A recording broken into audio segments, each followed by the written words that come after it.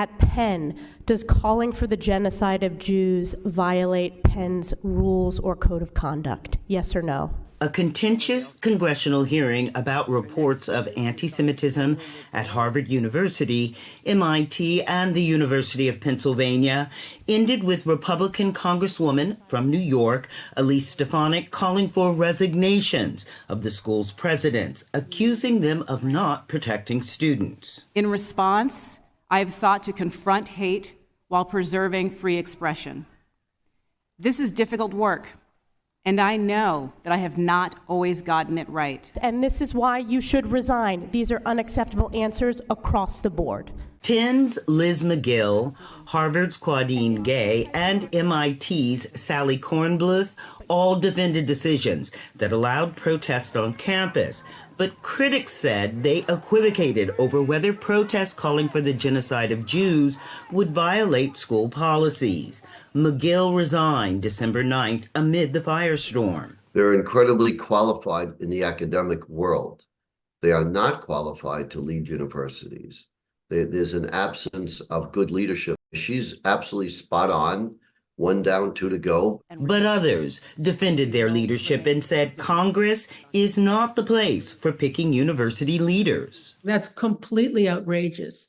The idea that a sitting congresswoman feels it's her responsibility or that she's entitled to determine who runs a university is outrageous. This is completely counterproductive. This American higher education is the envy of the world. It's globally preeminent because of our robust protection of academic freedom. Days after the hearing, Harvard's and MIT's governing boards backed their leaders, although some donors to the schools continue to criticize their decision.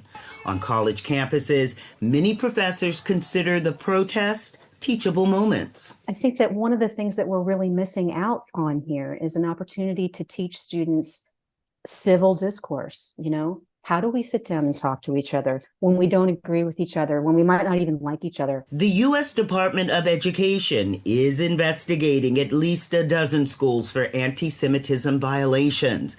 Some professors say the spotlight on campuses is an opportunity for vigorous debate about anti-Semitism, Islamophobia, and the First Amendment protections for free speech and protest. I'd much rather college presidents and boards actually focus on these issues rather than how we're going to beat up a college president for a bad soundbite in a congressional hearing. That's not important.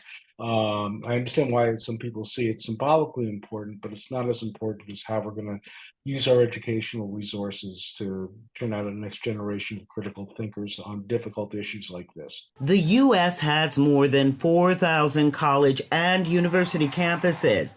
Not all, or even most, are accused of anti-Semitism or Islamophobia. Some academics say the current climate is creating a chilling effect on free speech and academic freedom. Robin Guess, VOA News.